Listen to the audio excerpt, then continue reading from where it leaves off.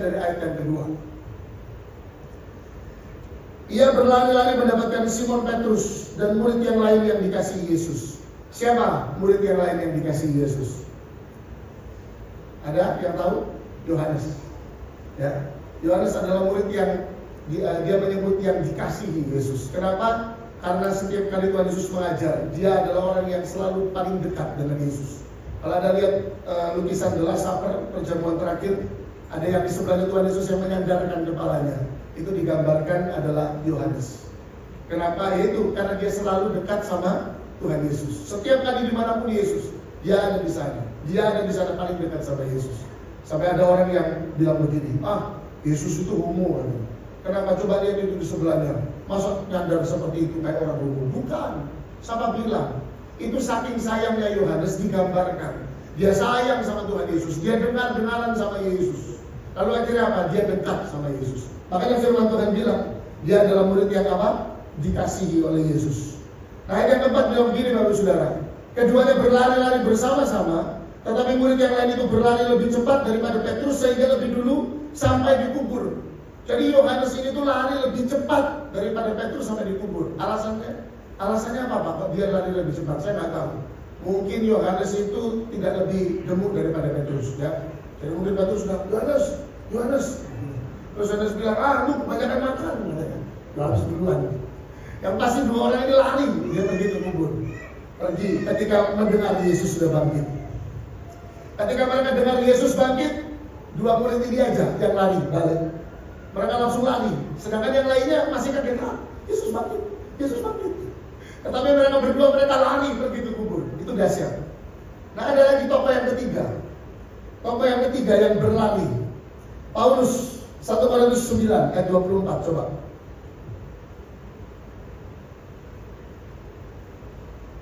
Satu Korintus 9 ayat ke-24.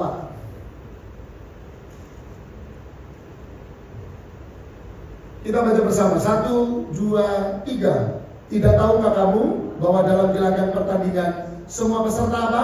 Turut berlari. Sebab bahwa hanya satu orang saja yang mendapat hadiah. Karena itu apa? Larilah apa? Begitu rupa. Saya pernah tanya pertanyaan ini sama seorang jemaat. Ya, apa itu kalau lari begitu rupa? Gimana lari begitu rupa? Lari begitu rupa tuh lari kayak gimana pun caranya, modelnya kayak gimana. Yang penting dia harus lebih cepat daripada yang lain. Gitu. Waktu dulu saya sekolah, ada ekstrakurikuler paduan suara. Lalu guru paduan suara kami itu bilang begini, kalau mau suara yang dikeluarkan bagus, itu harus mau mulutnya dan mukanya kelihatan jelek. Oh ya? Iya. Tapi kalau mulutnya sama mukanya berusaha diganteng-gantengkan, nanti suaranya katanya gak bagus keluarnya. Contohnya gimana, Pak? Dia bilang gini, ini dia, kalau orang itu jaim nyanyinya. Misalnya mau nyanyi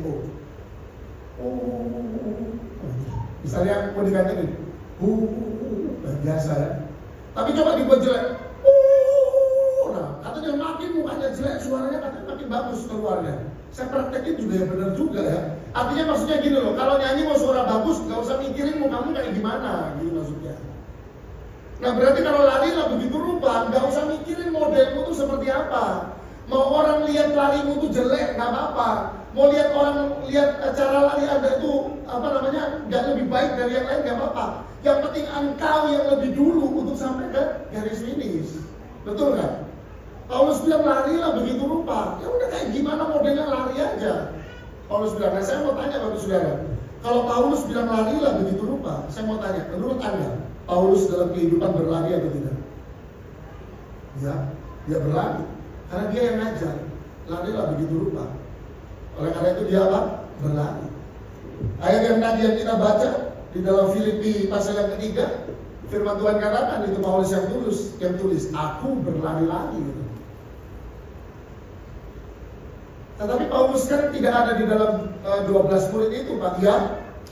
Tetapi sebenarnya Paulus berlari, hidupnya berlari ketika apa? Ketika dia jatuh, ditangkap oleh Tuhan, lalu akhirnya dia mengenal Tuhan Yesus pada saat itu. Mulai saat itu hidupnya berlari. Dia berlari, makanya Paulus bilang apa? Yang ku kehendaki ialah mengenal Kristus dan kuasa kebangkitannya. Tiga tokoh ini hidup berlari. Tiga tokoh ini hidup ketika dia mendengar kematian dan kebangkitan Yesus. Mereka berlari di dalam kehidupan mereka.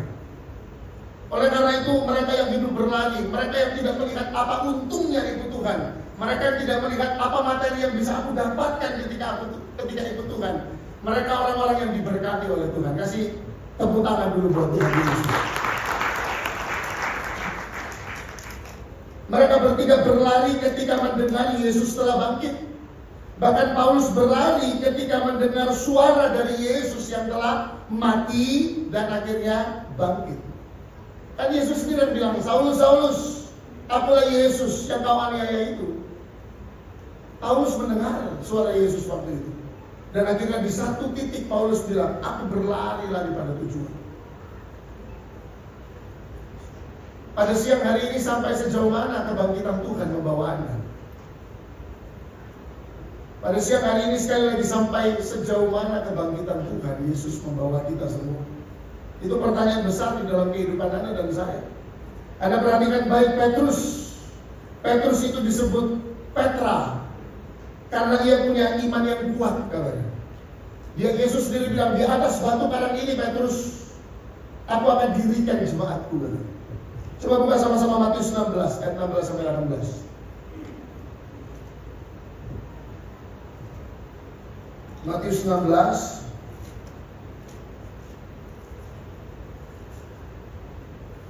ayat 16 sampai 18. Maka jawab Simon Petrus, engkau adalah Mesias, anak Allah yang hidup. Kata Yesus kepadanya, apa? Berbahagialah engkau Simon bin Yunus, sebab bukan manusia yang menyatakan itu kepadamu, melainkan apa? Bapakku yang di sorga. Dan aku pun berkata kepadamu, engkau adalah Petrus, dan di atas batu karang ini aku akan mendirikan jemaatku, dan alam maut tidak akan menguasainya. Ada sebuah teologi yang mengajarkan bahwa ternyata Petrus berbeda dengan Petra. Kalau Petra katanya batu kecil, Petrus itu batu besar. Tetapi saya tidak sedang bicara tentang teologi ini. Saya mau bicara kepada Anda semua bahwa lihat Petrus, Bapak Saudara, ketika dia berlari, dia menanggapi kebangkitan Tuhan dengan dia berlari dalam hidup. Dia tidak mau lihat ke kanan dan ke kiri, dia maunya lari aja pokoknya. Karena dia punya tujuan. Perhatikan baik, Petrus disebut Petra. Kenapa? Karena dia punya iman yang kuat. Tuhan taruh kuasa perkataan kepada Petrus, sehingga melalui perkataannya banyak orang bertobat. Perhatikan baik. Ketika Tuhan Yesus akan disalibkan, apa hal yang membuat Petrus jatuh? Anda boleh menjawab saya. Ketika Yesus akan disalibkan, apa yang membuat Petrus jatuh? Apa? Menyangkal Yesus. Dia menyangkal Yesus. Hei, kamu muridnya kan? Kan kamu muridnya Yesus. Petrus bilang, bukan, aku bukan muridnya. Dia pergi lagi ke sana. Petrus, kamu kan muridnya Yesus yang lagi disalib itu. Petrus bilang, bukan, aku bukan muridnya. Satu orang bilang, Petrus, orang Surabaya loh. Wah, ini pasti podong Tuhan Yesus ini orang Surabaya. Berarti kamu ini muridnya Yesus ini. Petrus bilang, ngawur kudu yo, aku batak. Masuk akal? Dia ngomong dengan logatnya kok, dia bilang dia orang dari Sumatera sana.